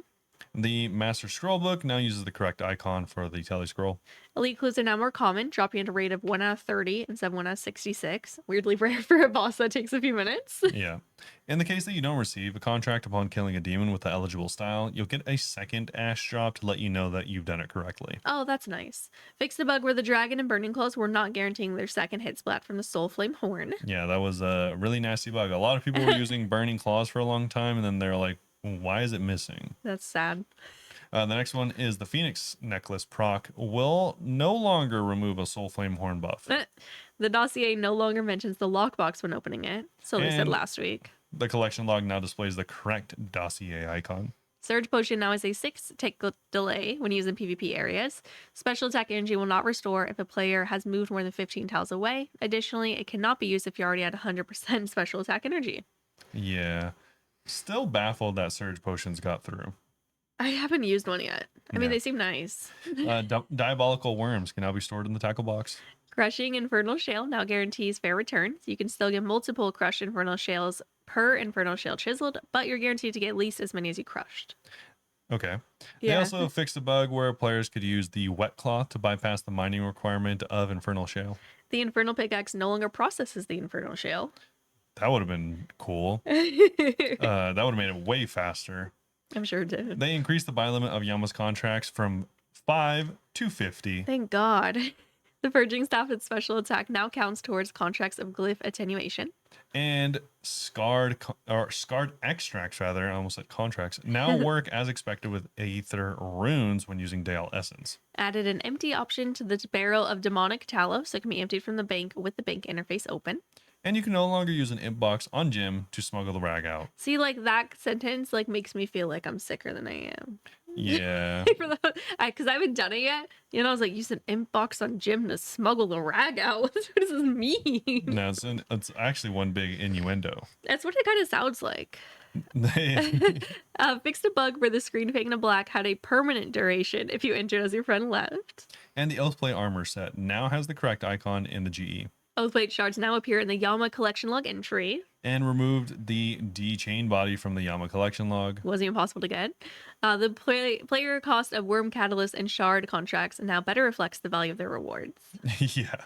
And they removed the agility shortcut icons from the bottom floor of the Chasm of Fire. Awesome. That's all the changes. There's also a couple of hot fixes too. These are from last week that they're just Should we carrying save over them? from this week. Yeah, some of them we didn't mention yet. So they rebalanced dossier rewards. Teleport scrolls now appear less frequently and in higher quantities. And they increased the drop rate of Radiant contracts and reduced the rate of Horn and Oathplate contracts. Void flares now apply special on-hit effects correctly. And they fixed an issue where the staff special attacks would consume a special attack energy even if we're out of range due to range reduction effects like myopia and sensory clouding.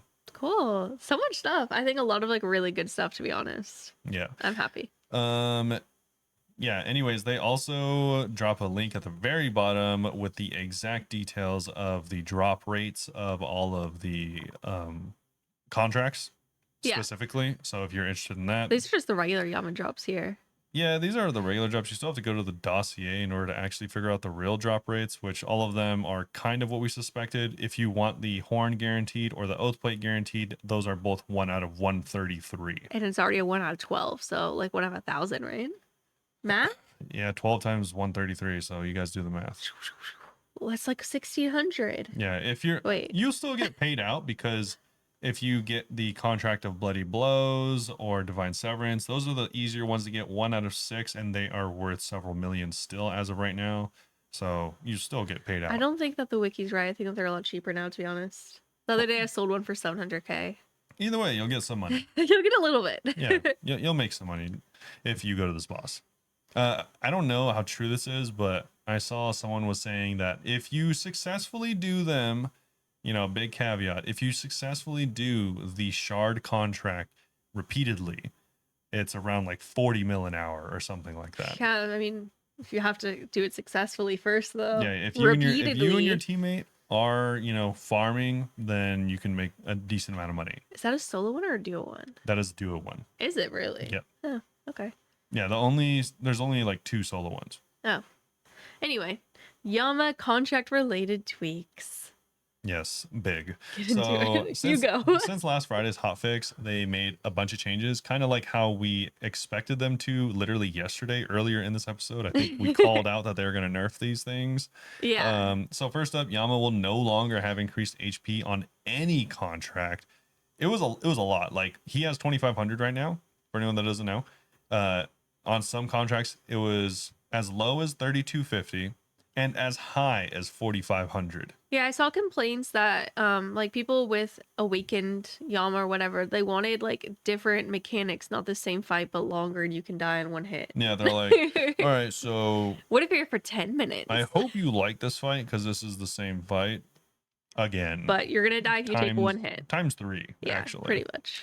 So yeah, they made it so he doesn't have any extra HP. It's gonna be the same exact for 2 of them though. Same exact as normal, except for Bloodied Blows, which is the Darox one, which allows you to do more damage, and Glyphic Attenuation, which also allows you to do more damage. So Yama's HP is slightly reduced on both of the aforementioned contracts too. So contract of Bloody Blows, it went from 40% more health, insane, to 20% more. Yeah, and Glyphic Attenuation from 25 increased by 15% down to 25. Yeah, also for Bloody Blows, they lowered Yama's prayer penetration, I hate that, on magic and range attack from 10% to 5%. Yeah, so he's doing a little bit less damage to you. Yeah. On top of all of these adjustments, a good chunk of feedback made it clear that phase 3 for a lot of these fights was pretty enjoyable, while phases 1 and 2 felt like you're just waiting to get to phase 3. It's not just regular Yama? Kind of. But the thing is, with all that extra health, it was even worse. True. So with all that in mind, all of the contracts will trigger phase transitions at 75 and 50 rather than 66 and 33. This means you'll spend more time in phase 3, and hopefully it'll feel like you get there a bit faster. Cool. Yeah, so that's pretty cool. There's also some small changes as well. So for the contract of Glyphic Attenuation, players with high prayer bonus gain a damage increase. We've made the damage bonus larger at higher thresholds. Nice. So a little bit more reward for your risk. Also, Void Flares in duo contracts no longer always spawn with 140 HP, making them easier to solo and occasionally more manageable in a duo. It's no longer possible to splash on Void Flares during the contract of Bloodied Blows. Oh my god. Can you imagine? Crazy. That'd be tilting. I watched people do Bloodied Blows. I watched Gnome do Bloody Blows for like 50 straight. And that was like when he was first trying to get it. That was when it was impossible as well. So they removed the tile ragging mechanic from the contract of Catalyst, Worms, and Shard Acquisition. This is still present in the contracts of Harmony and Oathplate Acquisition. I thought this was kind of crazy. They removed the Demon Bane restriction from all contracts.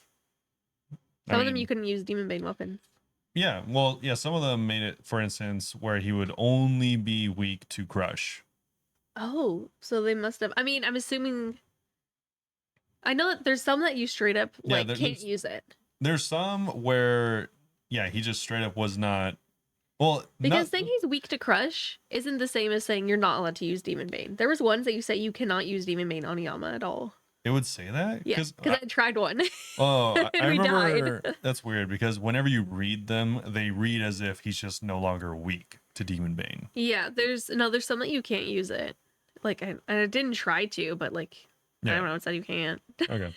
I don't know why I like listened to it without even trying, but I did. Yeah, kind of interesting. So, a bunch of changes. I'd recommend Speaking getting. of kind of interesting. Sorry, I thought Nope, I was gonna segue. nope. Yeah, a bunch of interesting stuff going on there. So if you haven't retried contracts, maybe you took a break because they were impossible. Now's the time before yeah. they buff it again. Maybe come back. Yeah. And also, one really funny thing that they added, a lot of people thought this was funny, and some people I even saw on the OSRS flipping subreddit made quite a bit of money on this. Yeah. They said, additionally, you can now bring Yama 100 noted pineapple pizzas. Obviously, it's something he likes a lot, to persuade him to let you fight him in his empowered form. This fight is intended to give you practice for the tougher contracts. For instance, Worms, Catalyst, and Shard Acquisition. You'll receive regular loot. Yeah, it's not actually the contract, but it's practice, which Yeah. I think that's very cool that they added the way to practice it. Yeah, so if you want to challenge yourself as if you were doing the Shard Acquisition contract, you Without can. wasting gold. And if you do it successfully, you'll still get loot, but you won't actually get the shards, but you can get the practice. Yeah. Naturally, these do make the contracts easier than before, so they compiled a list of the first among you to complete the purifying sigil to make sure that players who stepped up to the challenge, even when it seemed insurmountable, are remembered by the history books. I think we should read them all. Insurmountable. You literally couldn't. say that a good portion of them were incompletable. Impossible. Yes. So we have, and this is specifically for people that finished the purifying sigil one. These people didn't do all of the contracts. so just the first to get any contract done. No, these are the first to get a full set of radiant armor. Oh, gotcha. Okay. So first is YGA.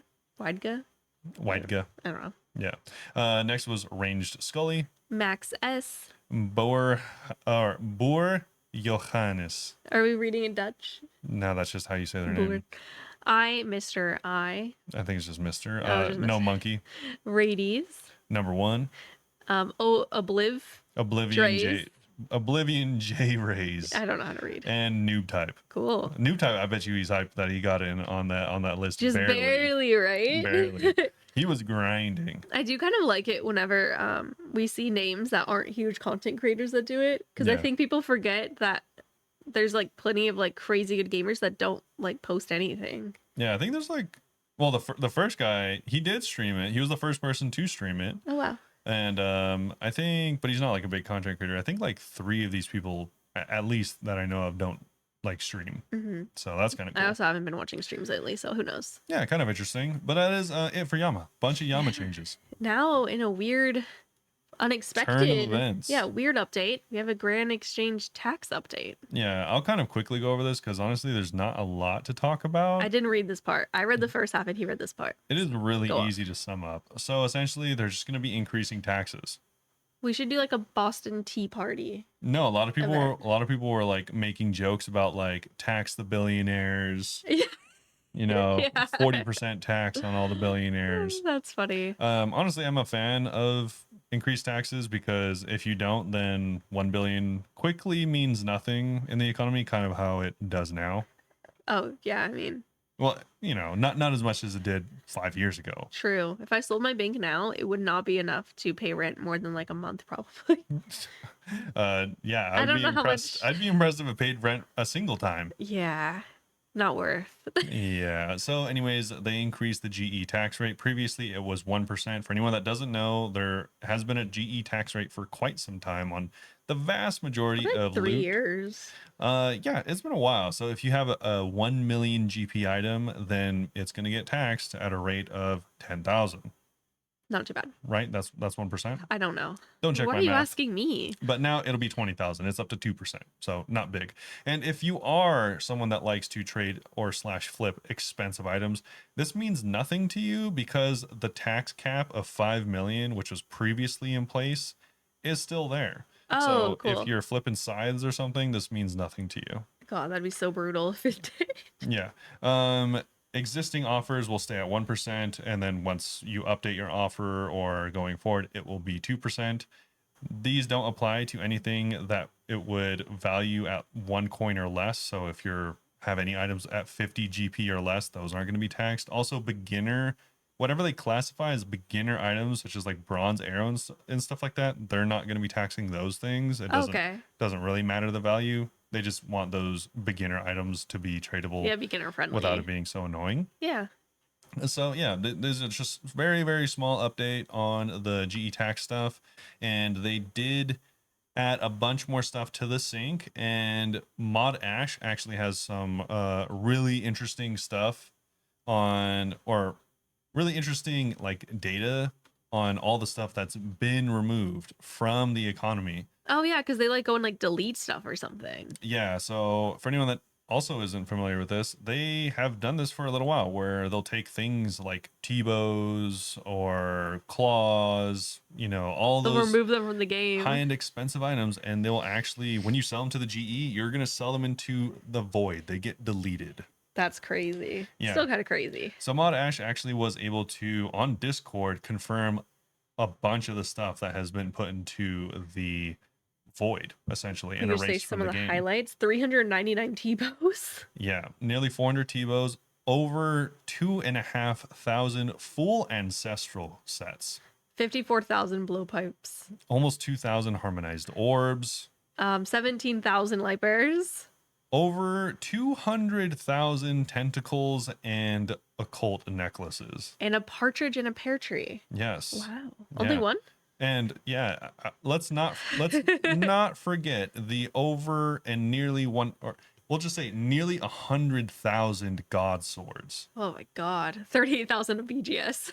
Yeah, That's you can funny. tell how much more People go there. people like Bandos than all the other gods. Yeah, the next one only had 3,000. Yeah, so that was really cool. Yeah, they took those out of the game. This is for anyone that is wondering why they do this, it's to make sure that those items aren't worth like 1 GP in a couple years, because Yeah. people farm them, and there's more in the game than we'll ever need. Cool. The items that they've increased or added to the list rather are burning claws. Yeah, so they added burning claws to the list that wasn't there previously. Also, they upped the rate for syncing certain items such as the Fang, Light Bearer, both of the prayer scrolls from Chambers, the DHL, and the Dragon Pick.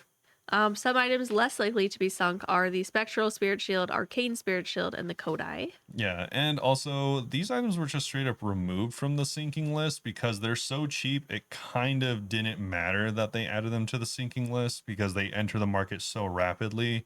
It kind of didn't make a difference in their opinion. Okay, so Saradomin Swords, Warrior Ring, Seer's Ring, Bandos Boots, Strachnus Cudgel, Hydra Claw, that's actually still worth a lot though. Kraken Tentacle, Trident of the Seas Full, Occult Necklace, Preserve Prayer Scroll, and the Kodai Insignia.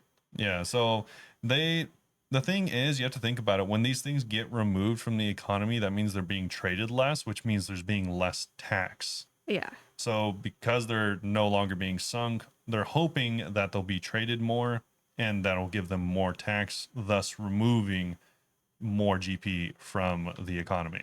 I'm glad I don't have to do all this stuff behind the scenes. It sounds annoying. Yeah. So at the end of the day, this just means that it's going to make it a little bit more difficult for flippers, I guess. Moving on to shape the future of player support. Yeah. Anyways, if you weren't around, they did a bit of a survey and roadmap. a bit of a roadmap, a bunch of feedback stuff for player support and how they're going to hopefully make it better. And they have a survey for that. If you want to take it, I'd recommend looking at the roadmap and stuff like that, deciding how you feel. If you have had run-ins with support lately, then I would just highly suggest you take the survey. Yeah, your feedback is actually like very important if you have. Yeah, Please. It'll be running from right now until June 5th, so you have some time to complete it. It's really quick, like 10 minutes. Oh, cool. And then there's a bit of a merch update, some stuff from Angelscapes. Yeah, a lot of TOA stuff. The shadow, it's like keychains and pens. The shadow ones look so cool. Yeah, 2 shadow ones, a couple of the shields. Yeah, and whatever her name is, she's like the god. Yeah, she I don't is. remember. All I remember is she's cute, She's the and I job. like her dress. Yeah, so much really cool stuff. If you are a pin collector or something, that's probably going to be a must for you. Oh yeah. There's also going to be the Tomb of a Mask soundtrack album. It is out now. Oh cool. Yeah, it's you could just buy it. I don't think it's a physical thing. You just buy it on Yeah. like Spotify or I think it's whatever on or Spotify for iTunes. free too. Yeah. Also, there's going to be a little bit of a novel for Shadows of a Masket, which is a RuneScape a comic essentially. No, this is And it's a that's a novel. It's a novel. novel. So yeah, if you like the first two books, I'm sure you're probably just collecting them all at this point. So maybe check this one out. I want to read all these sometime. Yeah. And then these are the same plushies available from last week, which are the Wise Old Man and the Gnome Boy. Yeah, they're little the keychain versions, Yeah. and that one's by Makeship, so that's something that you have to get pre-ordered by June 12th Yep. because Makeship they don't ever do it again. True. That's why his Vorkath is very limited edition. And speaking of limited edition, these were very, very rare. And the fact that I didn't think we'd get them. Oh, how funny! So, other changes.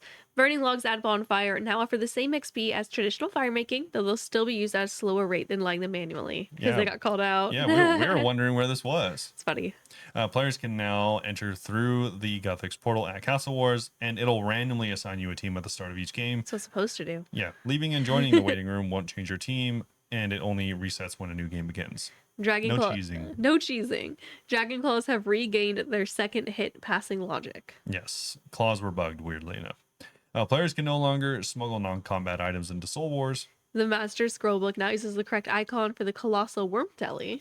and they identified that this is actually the biggest change. Whoa. Unironically, the Honestly, biggest I didn't change. read the other changes section, so I'm Yes. shocked by this. So they identified all of the pure accounts whose defense level specifically was ruined due to the bug that would increase other combat things such as defense. So if you're leveling strength and you got defense, ruined account. Oh, I'm so glad that they found them and they fixed it. They were able to find those accounts specifically for defense. Obviously, if you had range or mage or something, you're still SOL, but for defense, they were able to roll those accounts back to 1. That's good. I know that's like the most popular for him. Yeah. I'm glad. I would have been pissed. If it's a bug Yeah. too, it's not even your own fault. That would have been upsetting. So that was the biggest change for sure. Yeah. So for the updates, move on to the Q&A. Yes, we do have a little bit of a Q&A. So usually I read the questions, but would you mind reading them this week? Yes, I like the longer we hear, the more like nasally my voice is getting. Okay, so first question is from Matt on Discord. Yeah, so they say, we all know smithing is pretty useless. I actually just mentioned it. Yeah, I thought it was. I like barely told him about this question earlier, so whenever we were talking about, it, I was like, "Oh, funny timing." Yeah. What would you feel about these upgrades? Custom forging. So players make weapons and armor with customizable stats by mixing different types of metal and other materials. I'm thinking of like an alloy. So this could also add things like gems or runes for additional effects. Oh, you can like pimp out your rune armor. Yeah, you with can make bling. like a ghetto god sword. Sounds kind of sick. Yeah. Oh, do you want me to read the next one? No, I was gonna say, what do you think about that? Oh, I thought we were doing it all at once. Okay. I like that one. I think it'd be kind of cool, but Yeah. it would just be like cosmetic, I'm sure. I think with the current smithing system, that would be cool. Just because by the time you can actually smith rune like ghetto god swords, you're already practically 99 at that point. God right? swords are lower than rune armor. No, but it's rune still. What? I'm confused by the rune. Okay, so in order to make rune items, the lowest you can be is like 90. Wait, why would it have to be rune though? Couldn't you just make a god sword and add stuff like gems? Instead of runes? I guess you could, but he was talking about mixing mixing stats and metals. But you're not forging a god sword, you are fixing a god sword. Yeah. So that's why I'm not really including a god sword. I called it a ghetto god sword because it'd be like a souped up rune 2H. Oh, okay. Yeah, That's how I imagine it. I think it'd be cool just like for purely cosmetic sake, but then also like it would make like ornament kits more useless as they are now. Maybe. I think it would be cool if you could do stuff like this because it would pretty much have zero impact on the actual game and really only kind of change leveling. Yeah. Honestly, it would probably have like low-key no impact on Iron Man because no one's going to get like 90 smithing before they do anything seriously. But True. I mean, if you had like mixed, let's pretend, if you mix adamant and rune and make like an adamant rune alloy. It's like, all right, cool. So this weapon has like slightly higher than normal stats and maybe slightly higher than normal requirements. But it also, then maybe you can enchant it with runes that, like, I don't know, like make it so it takes longer for your prayer to drain or something by like a Yeah. very small. All of these stats would have to be like one. I know. I think changing the stats at all makes it a much more complicated question. Yeah, That's like, why I'm thinking of it from purely cosmetic. Cosmetic, I'm okay with, but if it starts really affecting like yeah, how the weapon works or how the gear protects you, that's a little yeah. different. The only reason I said yes, specifically based on how smithing works now, is because you can't actually make any good smithing gear You currently. can't do like Bando's armor or smithing. Like, for instance, if or you have Torba, you make 99, smithing. no, like I said, none of those are actually smithing. No, this is kind called, of are. these are called custom forging. You don't forge any of those pieces. They are like fixed. Oh yeah, I guess so. It's broken, I'm not thinking you make unforged. these gears from scratch. You're not Gotcha. upgrading god items or anything. Okay, yeah. So if that's the case, if you're 99 smithing, you're making level 50 body armors, right? So it's like, how much better can it be? Like, not, it's like, it's not good, Yeah. is what I'm saying. So it's like, it kind of wouldn't matter if you give it like slight stat increases. It's not like you're making anything, like all the other things above rune would still be there and they would still be better. But like, maybe if you're like, all right, I'm level 45 and I just got my adamant like not that long ago, but I kind of want something else. Oh, there's a rune adamant alloy 2H that like gives me a weird special attack that does like 5 damage or something. And you'd be okay with that being added though? Yeah, sure, whatever. Okay. Because I mean, at that point, who cares? You're halfway to 92. It's Yeah, like, it is who really high cares? level, isn't it? Like, bro, you're level, yeah, That's you're not fair. even level 50. Like, it's a rune 2H. Jesus. I mean, it would still be members, so it wouldn't change free to play. Isn't there like something that's no, it's not rune item that's used at PKing, never mind. Yeah, I mean, rune THs are used heavily in free to play, but it's definitely not in pay to play. We need a free to play player's input. I should invite someone on the podcast. No, yeah, this would only be available available in pay to play for sure. Oh yeah, no update would be in free to play. But I think they like it like that. I think so. Yeah. But I think this would be cool, like I said, specifically with current smithing. If this was like with a revamp, I couldn't see this in the game. Yeah. The next one is going to be smithing contracts. So NPCs give you jobs to make certain items, like we already have for Slayer and farming. And when you finish a job, you get XP, gold, rare items. I like it. I don't, just because I think the Foundry is already this. Oh, it is very similar. It is very similar. Yeah, yes. I think the Foundry is really fun, and I think it's already this. I still haven't found it fun yet, but I need Robert to like teach me how to do it well. True. Because he really enjoys it. And it is a good idea, but yeah, we just already have it. Number 3 is statue sculpting. Make statues in your POH or maybe even your ship of achievements you have gotten, like a runite fish for 99 fishing, dragon jad if you kill jad, or bronze harp if you have the music cape. It's kind of cute. Yeah, I think it's kind of cool. I kind of like that. Yeah. Yeah, I have always advocated for things like this because it is weird that you make all these things like in crafting or in construction, in all these other skills. You're doing stuff with metal. None of it requires smithing though. Yeah, it is kind of weird. And also I just like it because you can add personality to your POH, which is something that they're adding more stuff to POH, but I like just, more customizations, kind of fun. Yeah, we're big fans of this. Yes. Yeah. Yeah, I like that one. I do like it a lot. The next question is going to be from Hariger.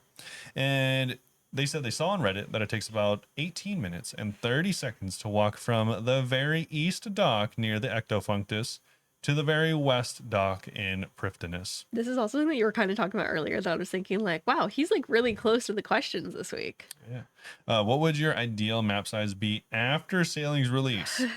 How long would you like it to take you to sail from one end of the map to the other, including simple open water with no complex design, just to add space between islands? I mean, I would want it to just be like the same if you're sailing. I would want it to be less, but I don't think it should be. No, it would be, right? Yeah, I'm having trouble internally deciding whether it's relevant. Okay. Well, because there'll be tellies and stuff. Yes. But it's just like the same thing. Like, no one actually makes that walk. You make the walk just to be like, hey, dude, this is a fun fact. This is how long it is. Yeah. So that's why I kind of think it should just be the same length, because I don't want it to be like crazy different from how it is now. Just for the people who like that. It would either have to be the same or less. It definitely would not be more. Say like, I think 20 minutes max. yeah, I think maybe around like 14 minutes. I think, yeah, let's assume you're in like the fastest boat. Yeah. Then yeah, maybe And I'm like assuming from like that dock to the dock in Priptonus. maybe like 15 minutes. Yeah, It- not too crazy different. I don't think it should be very long. It definitely shouldn't be longer than 20. That's the max for sure. But yeah, it's interesting, but I just think it's so, we were talking about this earlier. It's like, I think it's kind of irrelevant because like if you are in the at the ectofunctus, one, there's a bank there, and two, I would just teleport. Yeah, it's just for people who want to say they've done it. Yeah, Which so, there's always someone who wants to. honestly, because of that, it's like I would want to say 20 minutes max, but also it's so irrelevant for the average player that it could be 2 hours and I couldn't care less. No. Yeah, I literally would Jesus. not care if it was that long. You're wild for that. But the thing is that does have like an effect on the travel time for island expedition in general. Yeah. So because of that, I just would want to keep it around the same time of 20 minutes. Yeah, I'd want to do a little bit less. Yeah. I think 14 is my final answer. Yeah. Because I do, that does lead me to a different thing. I do kind of worry about exploration of the ocean and kind of feeling like I'm just out there doing a job and not really playing the game. Like That's I'm why going, there's going to be so many small islands. yeah, that sounds terrible because it's like, oh, this really small island that I don't have a teleport to in the middle of the ocean that is like annoying to get to or something. It's like, hopefully it's not that. Yeah, hopefully. And Raniel has another question. Who is the next podcast guest? I did message someone about being on next week, but they haven't let me know if they want to or not yet. So I'm not going to say. Lady Gaga has not got back to us. Can you imagine how insane that would be if me to try? Yeah. I have a list of like 20 freaking people I want to invite. I was thinking next week would be a good time because my hours are going back to full time, but now I'm sick. So even if that person replies, I might be like, never mind. So we'll see. Big. Yeah. And I have a hard time being social. I'm on calls all day. Yeah. But I think that is it for questions. Yeah, that's it. Shout out to Maddie over on the Spotify. I like your comment. It is funny. Maddie's the one who goaded Robert into trying Yama and said, respect to Rob for actually saying to the Chasm of Fire. Pretty funny conclusion though. Rob, Yama's too hard for me to kill. Also, Rob, Yama's too easy. True. Yeah. Respect. And thank you guys, everyone who replies to them. It's so nice. We had like 5 replies this week. Shout out Burnt Toast. I agree with you, Napes. Xanaris is kind of booty. You didn't see that one, did you? But I might be tempted to start a non-iron account if the server ever gets popular enough. I agree. Okay, I definitely see people doing that. Yeah. And Kurt's like washed up grandpa's feeling spicy this week. I am a washed up grandpa. You are. You said yourself. Yes. But this washed up grandpa can still almost do Yama, so that's all that matters. I thought you were going to say this washed up grandma needs to go play some Maple Story. Yeah, I need to go do other stuff. I am tired. It is late for us, and if you made it this far, thanks for sticking in there. Thank you. A bit of a sick episode. I am just getting over it, and she is just getting into it, so a little bit more of a difficult episode. Yeah.